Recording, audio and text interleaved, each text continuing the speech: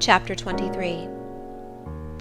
A splendid midsummer shone over England, skies so pure, suns so radiant as were then seen in long succession seldom favour even singly our wave-girt land. It was as if a band of Italian days had come from the south, like a flock of glorious passenger birds, and lighted to rest them on the cliffs of Albion. The hay was all got in, the fields round Thornfield were green and shorn, the roads white and baked, the trees were in their dark prime. Hedge and wood, full-leaved and deeply tinted, contrasted well with the sunny hue of the cleared meadows between. On Midsummer Eve, Adele, weary with gathering wild strawberries in Hay Lane half the day, had gone to bed with the sun. I watched her drop asleep, and when I left her, I sought the garden. It was now the sweetest hour of the 24. Day its fervid fires had wasted, and dew fell cool on panting plain and scorched summit. Where the sun had gone down in simple state, pure of the pomp of clouds, spread a solemn purple, burning with the light of red jewel and furnace flame at one point, on one hill peak, and extending high and wide, soft and still softer, over half heaven. The east had its own charm, or fine deep blue, and its own modest gem, a casino and solitary star. Soon it would boast the moon, but she was yet beneath the horizon.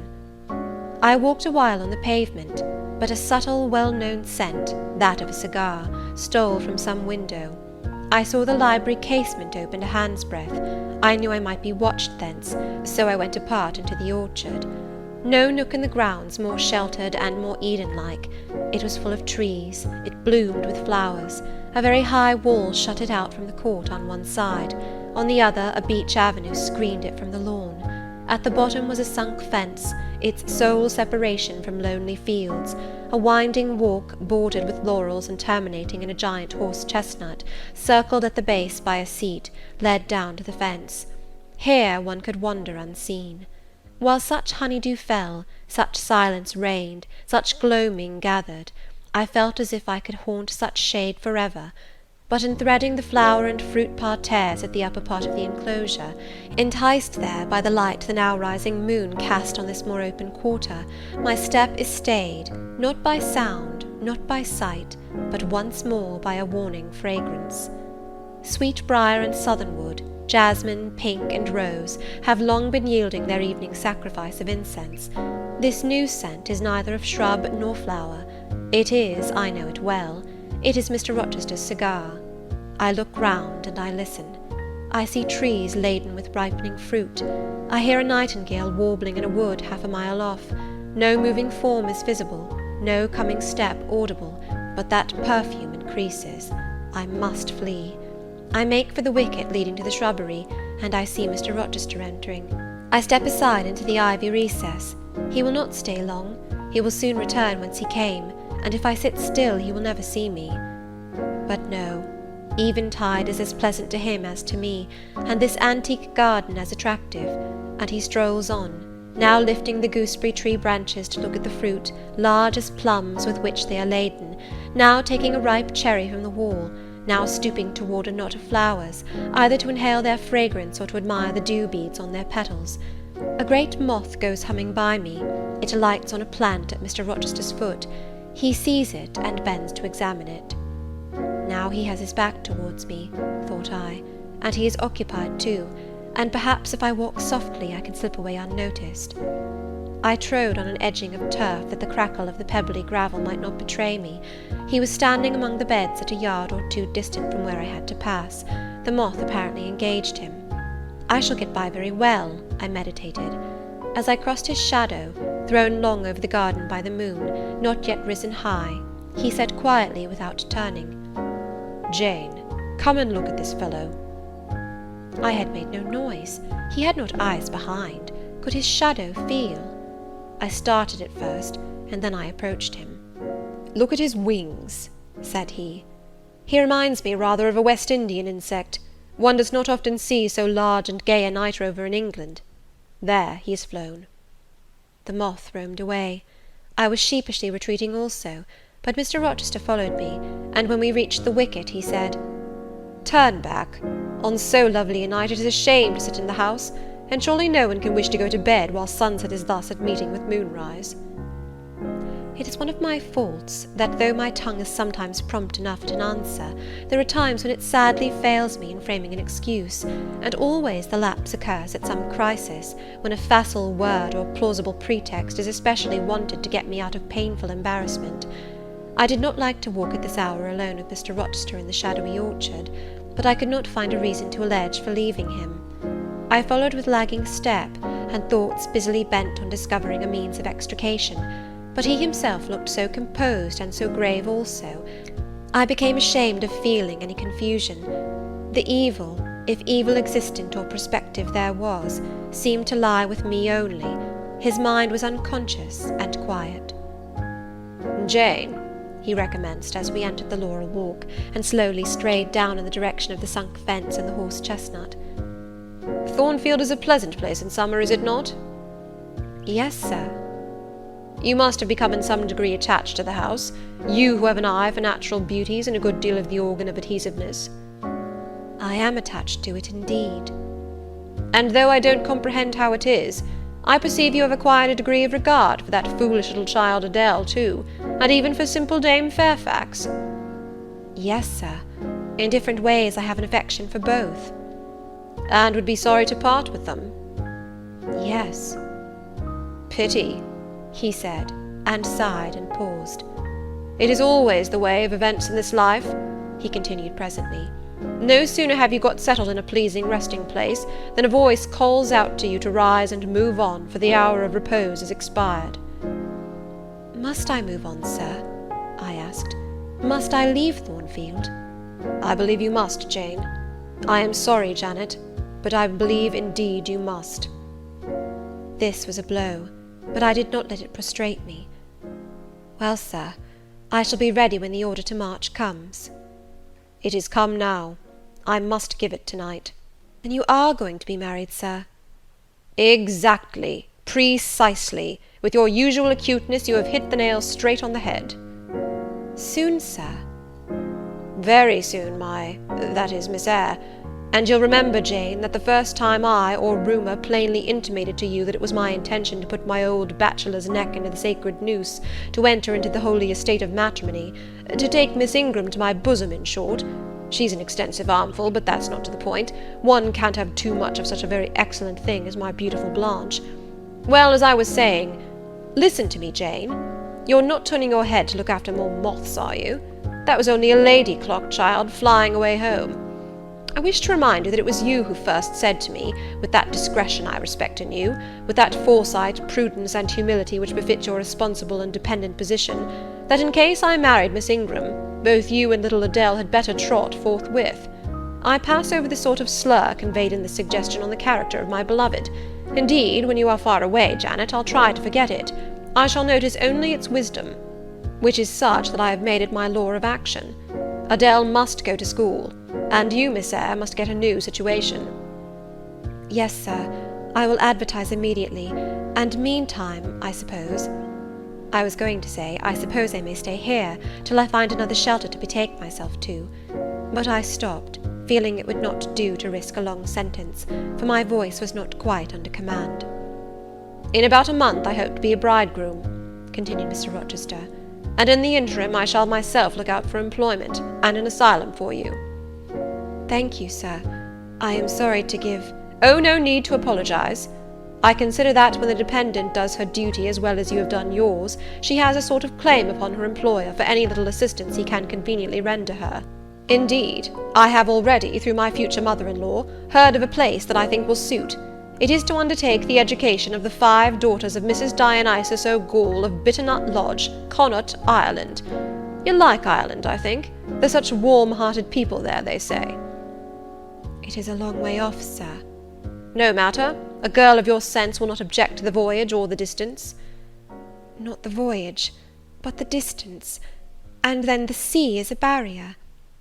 "From what, Jane?" "From England, and from Thornfield, and—" "Well?"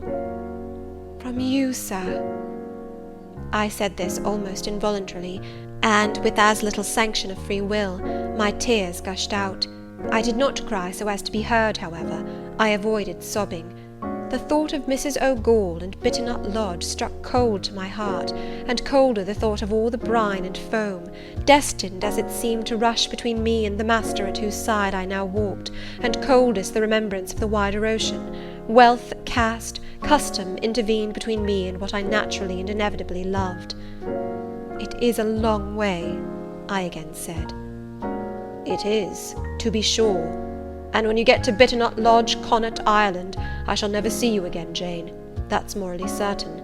I never go over to Ireland, not having myself much of a fancy for the country. We have been good friends, Jane, have we not?" "Yes, sir." "And when friends are on the eve of separation, they like to spend the little time that remains to them close to each other. Come, we'll talk over the voyage and the parting quietly half an hour or so, while the stars enter into their shining life up in heaven yonder. Here is the chestnut tree, here is the bench at its old roots. Come, we will sit there in peace tonight, though we should never more be destined to sit there together." He seated me and himself. "It is a long way to Ireland, Janet, and I am sorry to send my little friend on such weary travels, but if I can't do better, how is it to be helped? Are you anything akin to me, do you think, Jane?" I could risk no sort of answer by this time. My heart was still. "Because," he said, "I sometimes have a queer feeling with regard to you, especially when you are near me, as now. It is as if I had a string somewhere under my left ribs, tightly and inextricably knotted to a similar string situated in the corresponding quarter of your little frame, and if that boisterous channel, and 200 miles or so of land come broad between us, I am afraid that cord of communion will be snapped, and then I've a nervous notion I should take to bleeding inwardly. As for you, you'd forget me." "That I never should, sir. You know—" Impossible to proceed. "Jane, do you hear that nightingale singing in the wood? Listen." In listening, I sobbed convulsively, for I could repress what I endured no longer. I was obliged to yield, and I was shaken from head to foot with acute distress. When I did speak, it was only to express an impetuous wish that I had never been born, or never come to Thornfield. "Because you are sorry to leave it?" The vehemence of emotion, stirred by grief and love within me, was claiming mastery, and struggling for full sway, and asserting a right to predominate, to overcome, to live, rise, and reign at last, yes, and to speak. I grieve to leave Thornfield. I love Thornfield. I love it because I have lived in it a full and delightful life, momentarily at least. I have not been trampled on. I have not been petrified. I have not been buried with inferior minds and excluded from every glimpse of communion with what is bright and energetic and high. I have talked face to face with what I reverence, with what I delight in, with an original, a vigorous, and expanded mind. I have known you, Mr. Rochester, and it strikes me with terror and anguish to feel I absolutely must be torn from you for ever. I see the necessity of departure, and it is like looking on the necessity of death." "Where do you see the necessity?" he asked suddenly. "Where? You, sir, have placed it before me." "In what shape?" "In the shape of Miss Ingram, a noble and beautiful woman, your bride." "My bride? What bride? I have no bride." "But you will have." "Yes, I will, I will." He set his teeth. "Then I must go. You have said it yourself." "No, you must stay. I swear it, and the oath shall be kept." "I tell you I must go," I retorted, roused to something like passion. "Do you think I can stay to become nothing to you? Do you think I am an automaton, a machine without feelings, and can bear to have my morsel of bread snatched from my lips and my drop of living water dashed from my cup? Do you think, because I am poor, obscure, plain, and little, I am soulless and heartless? You think wrong. I have as much soul as you, and full as much heart.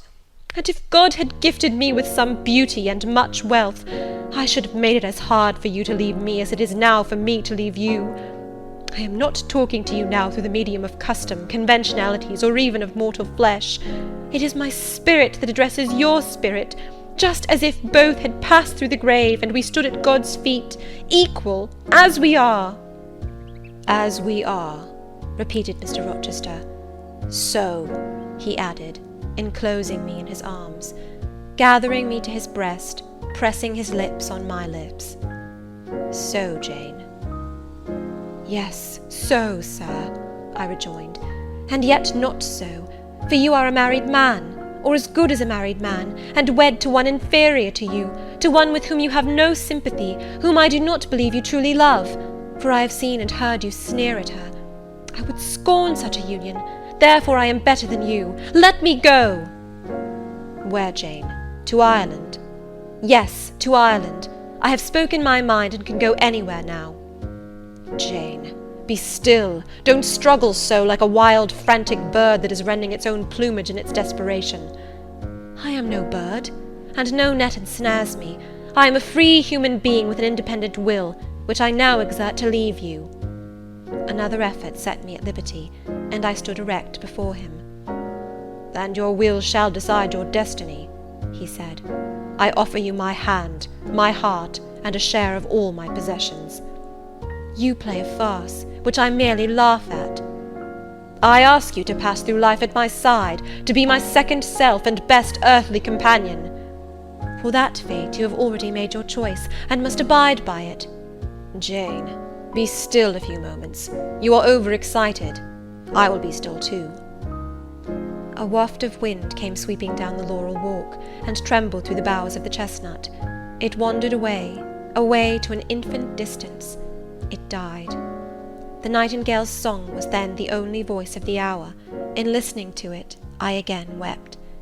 Mr. Rochester sat quiet, looking at me gently and seriously. Some time passed before he spoke. He at last said, "Come to my side, Jane, and let us explain and understand one another." "I will never again come to your side. I am torn away now, and cannot return." "But, Jane, I summon you as my wife. It is you only I intend to marry." I was silent. I thought he mocked me. "Come, Jane, come hither." "Your bride stands between us." He rose, and with a stride reached me. "My bride is here," he said, again drawing me to him, "because my equal is here, and my likeness. Jane, will you marry me?" Still I did not answer, and still I writhed myself from his grasp, for I was still incredulous. "Do you doubt me, Jane?" "Entirely." "You have no faith in me?" "Not a whit." "Am I a liar in your eyes?" he asked passionately. "Little skeptic, you shall be convinced. What love have I for Miss Ingram? None, and that you know. What love has she for me? None, as I have taken pains to prove. I caused a rumour to reach her that my fortune was not a third of what was supposed, and after that I presented myself to see the result. It was coldness both from her and her mother. I would not, I could not marry Miss Ingram. You strange, you almost unearthly thing, I love as my own flesh. You, poor and obscure and small and plain as you are, I entreat to accept me as a husband." "What? Me?" I ejaculated, beginning in his earnestness, and especially in his incivility, to credit his sincerity. "Me, who have not a friend in the world but you, if you are my friend, not a shilling but what you have given me." "You, Jane. I must have you for my own, entirely my own. Will you be mine? Say yes, quickly." "Mr. Rochester, let me look at your face. Turn to the moonlight." "Why?" "Because I want to read your countenance. Turn." "There. You will find it scarcely more legible than a crumpled, scratched page. Read on, only make haste, for I suffer." His face was very much agitated and very much flushed, and there were strong workings in the features and strange gleams in the eyes. "Oh, Jane, you torture me," he exclaimed. "With that searching and yet faithful and generous look, you torture me." "How can I do that? If you are true and your offer real, my only feelings to you must be gratitude and devotion. They cannot torture." "Gratitude?" he ejaculated, and added wildly, "Jane, Accept me quickly. Say, Edward, give me my name, Edward, I will marry you." "Are you in earnest? Do you truly love me? Do you sincerely wish me to be your wife?" "I do, and if an oath is necessary to satisfy you, I swear it." "Then, sir, I will marry you." "Edward, my little wife." "Dear Edward!" Come to me entirely now," said he, and added in his deepest tone, speaking in my ear as his cheek was laid on mine, "Make my happiness, I will make yours." "God pardon me," he subjoined ere long, "and man meddle not with me. I have her, and will hold her." "There is no one to meddle, sir. I have no kindred to interfere." "No, that is the best of it," he said, and if I had loved him less I should have thought his accent and look of exultation savage, but sitting by him, roused from the nightmare of parting, called to the paradise of union, I thought only of the bliss given me to drink in so abundant a flow.